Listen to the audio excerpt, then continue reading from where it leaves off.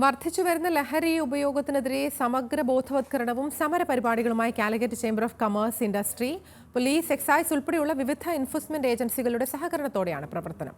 കോഴിക്കോട് NITയുമായി ചേർന്ന് പ്രവർത്തന രൂപരേഖ തയ്യാറാക്കാനുള്ള തയ്യാറെടുപ്പിലാണെന്നും കാലിക്കറ്റ് ചേംബർ ഓഫ് കൊമേഴ്സ് ഭാരവാഹികൾ വ്യക്തമാക്കി. അന്താരാഷ്ട്ര ലഹരി വിരുദ്ധ ദിനത്തിന്റെ ഭാഗമായാണ് പുതിയ ദൗത്യവുമായി Calicut chamber of commerce, industry രംഗത്തെത്തിയിരിക്കുന്നത്. ലഹരി വിരുദ്ധ പ്രവർത്തനങ്ങളുടെ ഭാഗമായി ജൂലൈ 9-ാം തീയതി വിപുലമായ കൺവെൻഷൻ കോഴിക്കോട് ചേംബർ ഭവനിൽ സംഘടിപ്പിക്കും.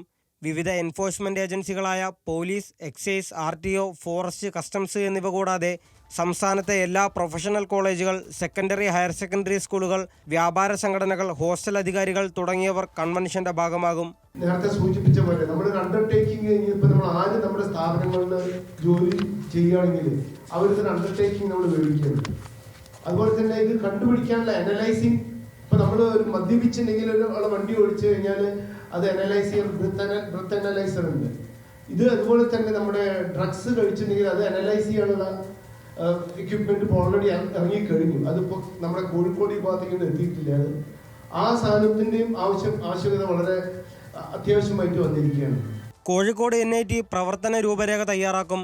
ലഹരി വിരുദ്ധ പ്രവർത്തനങ്ങളുടെ ഭാഗമായി ചേംബർ അംഗങ്ങൾക്കും സ്ഥാപനങ്ങൾക്കും ജോലിക്കാർക്കും മറ്റ് വ്യാപാര സ്ഥാപനങ്ങൾക്കും ലഹരി വിരുദ്ധ മാർഗരേഖയും സത്യവാങ്മൂലവും നൽകും.